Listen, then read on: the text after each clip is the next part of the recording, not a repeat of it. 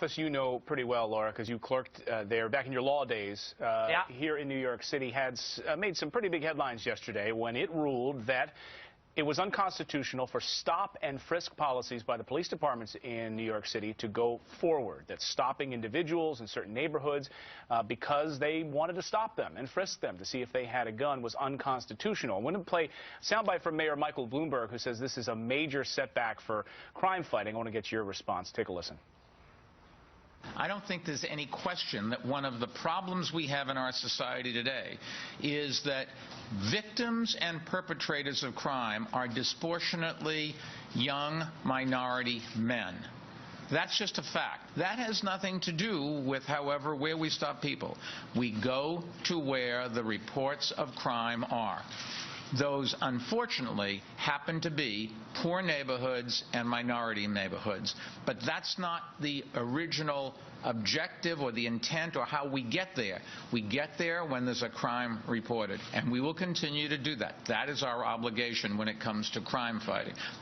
All right. You know this intimately in New York City. What do you make of this? Well, look, to say, as Judge Scheindlin did, that this is an unconstitutional, unreasonable search and seizure, just on the face, it's not really a search, it's a quick pat-down. It's not a seizure. You're not really seizing the person. It's just a very momentary stop, is ludicrous. And by the way, this judge was nominated by Bill Clinton to the federal district court. I clerk for the Court of Appeals, where this case will ultimately go if Mayor Bloomberg can get it there fast enough.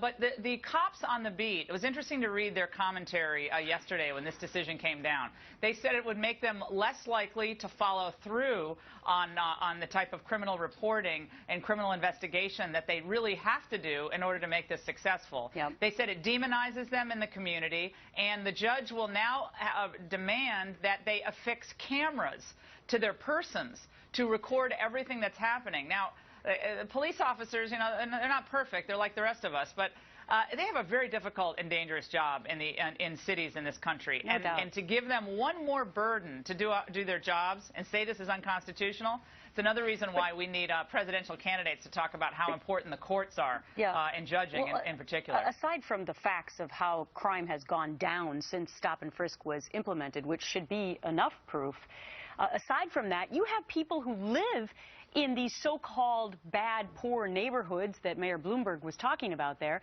that they're actually against the judge's decision. Oh, because well, they, you know, ultimately they're trying to work hard to probably move out of these neighborhoods for the most part, and they want it to be safe.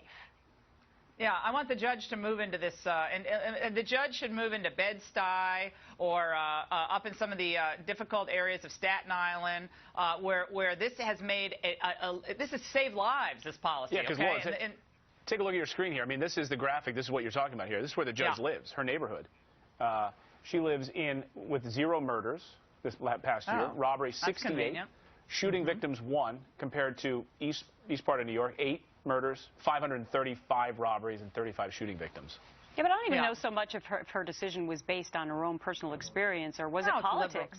No, this is liberal. This is typical evolving standards of the Constitution jurisprudence that conservatives have been talking about for decades, okay? Where a judge substitutes her own view of the world, her own utopian view of how the world should be, for the way the real life is, for the people who are trying to get by, not get killed, not get robbed, not get raped on the streets of New York. Mayor Bloomberg is exactly right. This judge is way off base in a 195-page ruling that could have been, frankly, 5 pages long. This was a constitutional measure that saved lives, and it is not an unreasonable search, nor is it an unreasonable seizure, given the crime. You are hitting on something so important for a lot of people that I just absolutely live by the Constitution. So I went through, and, you know, this probable cause line in the 4th Amendment.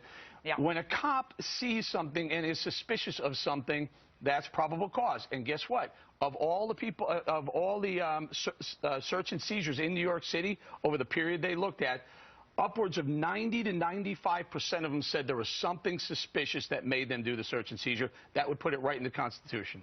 Right. So the idea that a couple of people who decided to take this case to the federal court, they were inconvenienced for what? 20 seconds? Right. That's a constitutional violation. James Madison is rolling in his grave right now. It's just ridiculous. It's preposterous. But New York, wake up, because this is what is going to continue to happen at the hands of liberal judges who want to be legislators. If she wants to be a legislator, Judge Scheindlin can run for office. And I suspect she would lose in New York. And it's not just New York, because this could trickle down to other